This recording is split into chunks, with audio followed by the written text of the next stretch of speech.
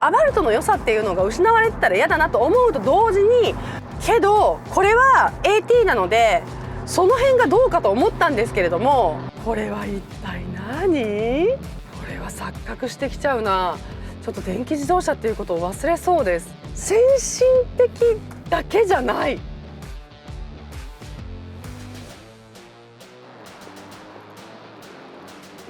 はい、皆さんこんにちは。自動車ジャーナリストの今井ゆうきです。今日はこちら、前回ですね、内外装と使い勝手をお届けしてまいりましたアバルトの 500e ツーリズモ。今回は一般道市場をお届けしたいと思います。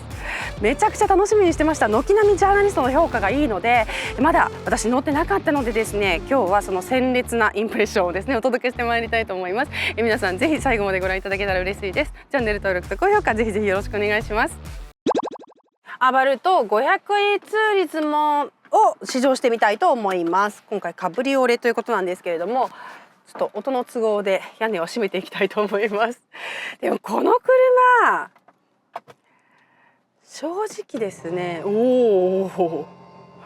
音がすごいんですよね、この車。今ザーって言いましたけれども、これ音の演出が入っていてオフをすることもできるんですけれども、後ろからちゃんとエンジンサウンドみたいな音が聞こえてくるんですよ。でこれが割と派手なので、車外にいても聞こえます。派手なので結構やっぱりやること過激だな、アバルトさすがだなっていう感じもします。さあそれではですね、試乗行きたいと思います。ちゃんとね、こうチルトテレスコも結構広くて、割とねドラポジにちゃんと合わせられるっていうのもさすがっていう感じがするんですよね。やっぱりアバルトってすごく走りのためのメーカーですけれども、これが電動化されてもすごく走りっていうことをちゃんと考えているんだなっていうのをドラポジとかからも感じますし、この音からも感じますよね。さあ行きましょう。うわ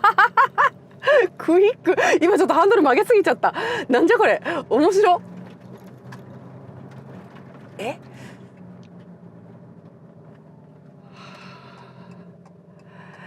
ですね、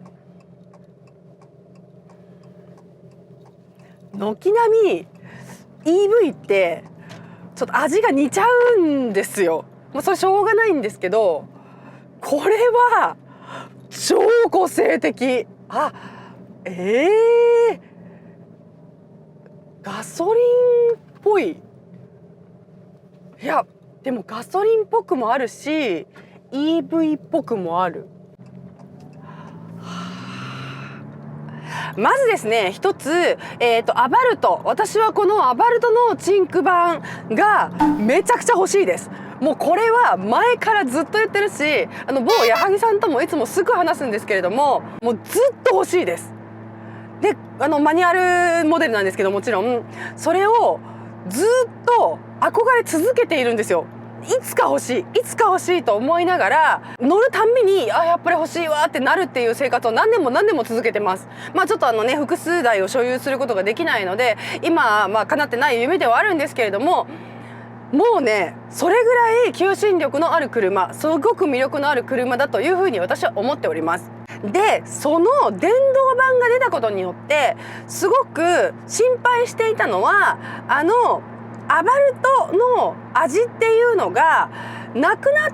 たりとかしてるんじゃないかなって。やっぱりね、電動車だから電動車って、トルクはすごいあるけれども、加速してた時にずっとこうフラット、ちょっとそのトルクの底付きというかね、上に張り付いちゃう感じというか、のっぺりした感じ、トルクの味付けがトルクだけもう本当に出力が出るか出てないか、そのエンジンの燃焼によってのこの有機的なトルクバンドっていうのが失われているっていうのが電気自動車はしょうがないですよね。車によりますけれども、だいたいギアは1個しかないし、トルクが豊かっていうのが売りでもあるから、それがあまりにもアバルトとの相性が良くない気がして、アバルトの良さっていうのが失われてたら嫌だなと思うと同時に、この下が大きくて上がすぼまっているこのパッケージによって、そりゃ電気自動車としてはこんな美味しいパッケージないよな、ミニと同じようなことを考えたわけです。そりゃ電動に向いたパッケージだよな、シティコミューターとして。下におにぎり型のね、下のプラットフォームの下を生かしてバッテリーを敷き詰め、さらに上物が小さいからボディの低いところに重心があるし、タイヤも元から四隅に配置されてるから、きっとこの豊かなトルクを受け止めるのにもぴったりなパッケージであろうと。だからそれは EV になっても楽しかろうという気持ちと、 EV ならではのつまんないところが出やすいっていう、それはパワートレインとしてのネガティブは絶対に両方ともあるなっていうのは考えていて、それがどっちなんだろうなっていうふうに思ってたわけですよ。でその予想を全然違うところで裏切ってきた。エンジンだわこれ。これね、エンジンだわ。どうやってこんな味付けしてるんだろう。なんでこんなにちゃんとムラがあるんだろう。全然平坦じゃないんですよ。でもちろんそのグイグイ感っていうのはとてもあります。チンクエチェント、チンクエチェントというか、これのパッケージに組み込まれた特にオートマがやっぱりあんまり賢くないんですよね。だからそれが良かったりもするんですけれども、セミオートマで割とこう1速2速3速みたいな、その MT を簡易的に AT にしたみたいな感じの車、トランスミッションではあるので、その500に入っているのがね、いわゆるトルコンとか、CVT ももちろんそうです。デュアルクラッチみたいな滑らかさみたいなのがないんですよ。必ず途中に変速ショックがある。でそれが味といえば味だったんですけれども、それを嫌う人はMT に乗ればいいっていう話だったんですよね。だからアバルトもその MT で乗るとすごく気持ちいいっていう、その595もそういう風な味付けがあったわけですよ。けどこれは AT なのでその辺がどうかと思ったんですけれども、このワンペダルドライブっていう、このちょっとね、いわゆるワンペダルドライブですね、 EV のワンペダルドライブみたいな感じの癖があるっていうのが、まずとってもセミオートマっぽいんですよ。これが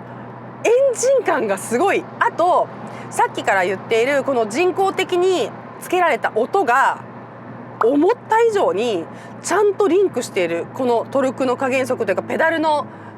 ストローク量と。だからスロットル回路と音がちゃんと合ってて、ここにブレがないので本当にエンジン車に乗ってるみたいな気持ちになってくる。それとこのペダルの動力に合わせた加減速の生まれによってちゃんとエンジンの燃焼のこうワンテンポの遅れみたいな、ちょっとこうラグがあるみたいな感じではないんですよ。ちゃんとこうパッと進んだらパッと進むっていう電気自動車の良さっていうのもちゃんとあるんですけども、それとなんかそれとこのワンペダルドライブのこうちょっとカクカクした感じがなんとなくシンクロするんだな。不思議。これは一体何？いやほんと、しかも速度が下がってくるとちゃんと回転数が落ちたみたいな音がして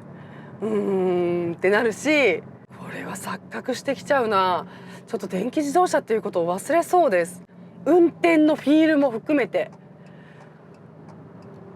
個性的、すごく個性的。グイッと坂もね、こう坂道バって登る時とかのこの電動らしいこう強いトルク感とか強い加速感っていうのは全然あるんですけれども、ちょっとなんかこう一抹のアナログ感を残してるというか、このアナログ感の残し方こそがもうその技術者がこだわったところのような気がして、先進的だけじゃない、すごいことやりますねアバルトって。これは全アンチ EV に傾いてる人たちにちょっと乗ってもらいたい。こんな車作りができるのか今 EV でっていう、 EV 界隈でこんなおもろいこともできるのかっていう一つのモデルケースとしてとってもユニークです。万人受けしないのかもしれないけど、でも少なくとも ICE 好きな人には受けそう。いやこの音とかももううるさいわ、もうこんな音出さなくていいでしょ、せっかく EV なんだからって思うぐらいのこの過剰な演出もしかり、そしてこれはねサスペンションの妙なのか、それともこれね EV にすると重量そんなに重くないんですよ。それはこのボディの小ささと上物の軽さっていうところが、あとちょっとねだいぶアナログなので、そういうところがですね、こう例えばね電動のシートがついてないとか、そういうところも手伝って、そのゴージャス装備、贅沢装備っていうのがあんまりついてないので、だからこそすごく上物が軽い EV にしたらめちゃくちゃ軽いんですよ。っていうのが手伝っているのか、サスペンションが普通、だいたいね EV だとやっぱり重量があるので、サスペンションのフィールを作るのが難しいんですよね。やっぱりこうそれだけ上物が揺されちゃうから、ちょっと締め気味にしてみたりとか、そのしないと反響がこう伝わってきてドライバーが酔っちゃうとか、ハンドリングに影響してきちゃうっていうところが生まれるんですけれども、この車全体的に軽いから、おそらくそれでもガソリンエンジンモデルよりは重たいんですけれども、全体的なサスペンションの味付けにはとっても成功してます。だから例えば今ほら継ぎ目とかアンジュレーション超えてるんですけども、こういう時に変な反響がなく、ちゃんとちょっと重たい ICE かなみたいなね、チンクに比べればちょっと重いですけれども、でも全体的にもちっとその路面の荒れとかをいなせてる。で今クイクイってね、今クランク状態のところ入りましたけれども、こういうところに入った時もですね、アバルトらしい接地感、アバルトらしいフラットさ、アバルトらしいソリッドさもありつつも、ちゃんと粘るイタリアンっぽさっていうのも味付けられてます。うまい、面白い、とっても個性的です。そして今その EV のワンペダルドライブっていうのをですね、私あんまり好きじゃないんですよ。これね、私の EV の動画見てくださってる人は多分毎回私はワンペダルモードはあんまり好きじゃない、だからすぐに解除しちゃうっていうことをとても口酸っぱく言ってると思うんですね。それはなぜかというと、私この加減速に対してドライブしながら酔っちゃうんです、自分が。でこの人工的な加減速が生まれやすいワンペダルドライブ、本当にあんまり好きじゃないんですけど、今このチンクに関しては、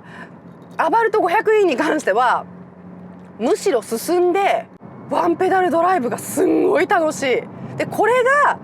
本当うまく説明できないな、ちょっと悔しいな。ちょっとしたアナログ感にもつながってるんですよ。もう全く同じことばっかり言ってごめんなさい、うまく説明ができなくて。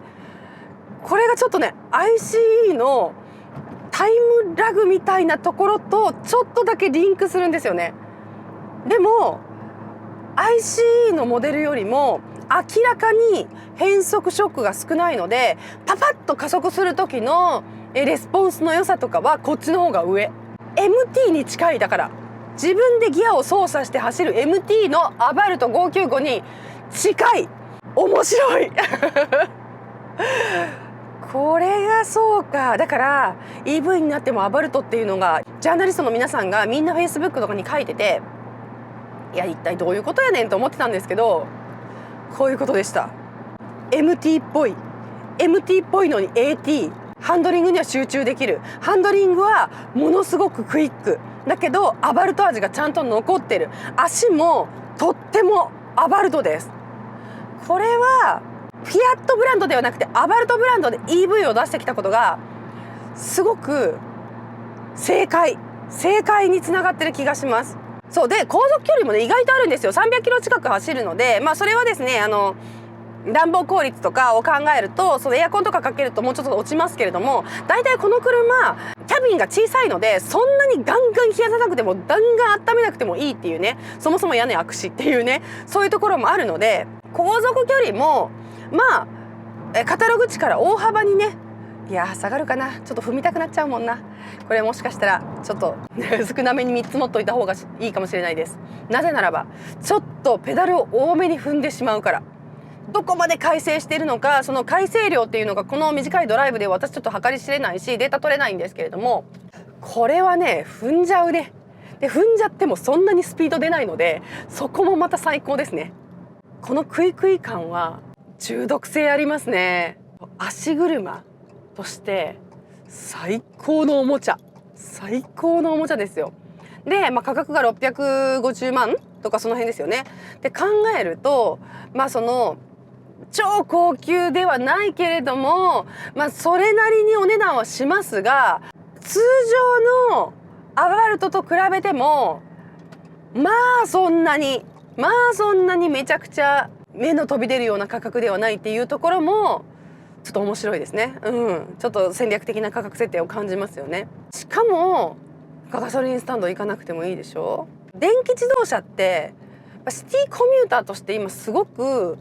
いいと思うんですよ。逆にその長距離乗るっていうことを考えると今私も EV 選べないですし、ハイブリッドモデルというものの利点っていうのをまだまだ感じるし、それこそガソリンエンジンの存在意義っていうのをすごく強く感じます。けどこれぐらいの車だったらもう1台のEV 入門としては最高の1台じゃない？ただこれ乗っちゃうと他の EV 多分つまんないって思うかもねっていう独特の個性はありますけどね。このなんかね、このちょっと面白いもん作るな。憎いですね、これは。ずるいな。イタリアメーカーのチャメッケって本気出したらやばいよねっていうことをねちょっと感じますね。どこまでも真面目に車作りをしてしまうドイツ勢、それから日本勢とか、あとちょっともうちょっと違う車作りをするアメリカ勢とかからはこういうアイデアは出てこないし、こういう煮詰め方もしないんじゃないかなっていうね、そんな気がすんごくしちゃう。ちょっとね今回ちょい乗りであんまり乗れないんですけれども、これは旅に出たくなる。これはねシティコミューターであると同時に旅にも出たくなるっていう側面もありますね。いろんなところに置いてみたい、いろんなところでこの子と駆け抜けてみたいみたいなね、そんな感じもあります。これもまたちょっと恋しちゃったな、違う意味で。ちょっと今回私のチョイス最高なんじゃないかな。ちょっと心をね思うまんまに今回試乗車を選んでみたんですけれども、こういう車を求めてたのかな、心のどっかで。ちょっと車に対する情熱を呼び覚ましてくれるパート2、この子でしたね。あとね、電動の私音もあんまり好きじゃないんですけど、この音だったらむしろオンにしておきたい気持ちも生まれるぐらいいい音でした。このねサウンドの作り方もお見事。さあというわけで今日はこちらアバルト 500e ツーリズモ一般道試乗をお届けしてまいりました。いかがだったでしょうか。アバルトらしいというよりはですね、もう新しい生き物みたいな感じでした。今までですねその電動車両っていうのにあまり興味がなかった人もですねちょっと独特な味を持ってますので、ぜひですね試乗してもらいたいなというふうに思います。それでは今日も最後までご覧いただきましてありがとうございました。チャンネル登録と高評価で応援してください。自動車ジャーナリストの今井ゆうきでした。バイバイ。